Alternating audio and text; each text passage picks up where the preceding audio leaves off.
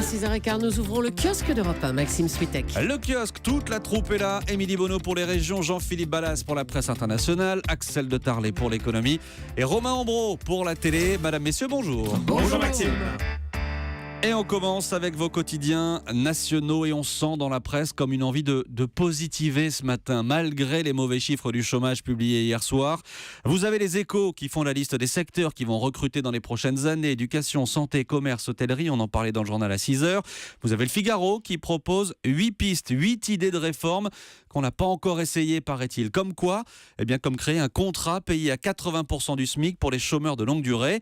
Un contrat qui allierait un job plus une formation. C'est le patron du MEDEF qui fait cette proposition. On va reparler de ces pistes tout à l'heure à 6h45 dans Europe 1 vous répond avec cette question. Peut-on encore inverser rapidement la courbe du chômage ? Je vous épargne ce matin ce sondage publié dans le Parisien où on apprend que 12% des Français ont déjà dragué dans un ascenseur. Bon, un témoignage peut-être dans ce studio ? Faut beaucoup d'étages quand même. Oui, c'est ça. Il faut rester coincé aussi. Autre article qui a attiré mon attention, toujours dans le Parisien, c'est à propos de cette carte transport proposée aux étudiants rennais par la SNCF. Une carte tout compris, 29,90 €. Elle donne accès aux bus, métro, TER, vélo en libre service, réduction pour les TGV et réduction pour le covoiturage. Moi je dis, bonne idée, ce serait pas mal de l'étendre à toutes les villes et de ne pas se limiter aux étudiants. Et puis évidemment, ce matin, vous avez encore beaucoup de une autour du Népal. L'aide peine à arriver, explique le Figaro. Pourtant, les ONG se mobilisent et on en a plusieurs exemples ce matin dans la presse régionale, Émilie Bonneau. Oui, en effet, avec la une du bien public d'abord, ces secouristes dijonnais sur le départ pour aller là-bas et ils seront demain sur le terrain. La solidarité s'organise à Nantes aussi, Presse Océan, mais en une, ce pompier parti avec son chien pour essayer de retrouver des survivants dans les décombres au Népal. Un paradoxe dans l'Union républicaine, le département manque de bras alors que le chômage, vous venez de le dire, augmente. Les recruteurs cherchent ici des viticulteurs, mais c'est la pénurie. Plus de 6000 postes quand même sont concernés. Et puis le Courrier de l'Ouest parle du moral au plus bas pour des parents d'élèves d'une commune de la banlieue d'Angers. Leurs enfants sont sans prof depuis 2 mois et là, c'est par manque de remplaçants. L'histoire du jour, Émilie, vous l'avez dénichée dans l'Ardennais. Une élève de 3e a été exclue de son collège pour une jupe jugée trop longue. Oui, Sarah, 15 ans, renvoyée 2 fois ce mois-ci pour être venue avec une longue jupe noire dans son établissement de Charleville-Mézières. C'est considéré par la chef d'établissement comme un signe ostentatoire d'appartenance religieuse. Cette jeune fille est musulmane, elle porte le voile mais le retire chaque matin avant de rentrer en cours. Elle dit avoir acheté la jupe chez Kiabi pour 2 € et assure que ce n'est pas du tout un signe religieux. Son père, la première fois, ne voulait même pas qu'elle retourne au collège. Il trouve ça scandaleux.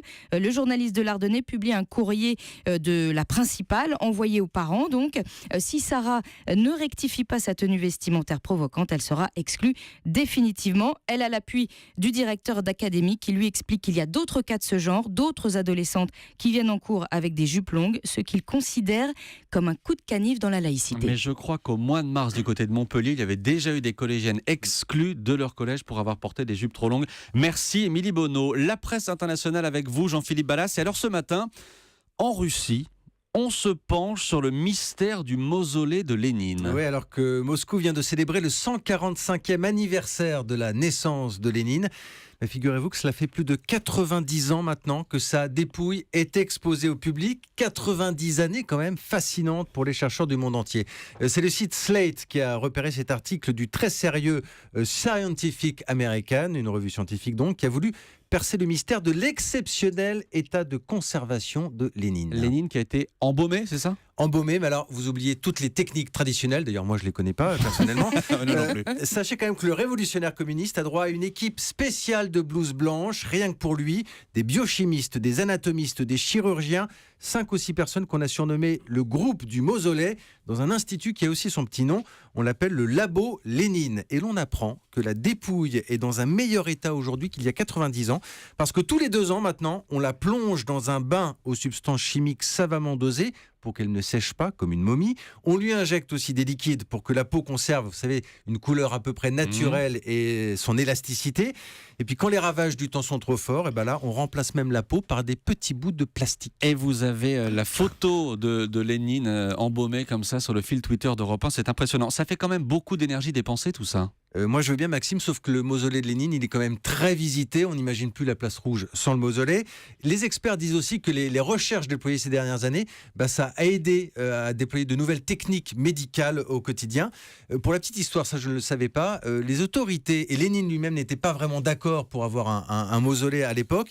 Mais on raconte que le peuple, au moment de sa mort, venait tellement nombreux se recueillir devant la dépouille. On dit aussi que l'hiver avait été très froid cette année-là et que le corps avait été exceptionnellement conservé. Finalement, de fil en aiguille, les autorités ont décidé d'embaumer Lénine. Voilà. Fil en aiguille. De fil. Il y en a un qui l'a repéré à 6h20. Bravo, Axel. Bravo, il est plus réveillé que nous, Axel de Tarlet. Axel, justement, à la une de l'Écho ce matin, la Chine possède désormais plus de vignobles que la France. Sacrilège. C'est un coup de tonnerre. Les Chinois, la taille du vignoble chinois, c'est 800 000 hectares et la taille du vignoble français, c'est 792 000 hectares. Vous voyez, ils sont passés devant. Voilà. Alors qu'on se rassure, en production, on est très loin devant parce que le vignoble chinois, il produit peu.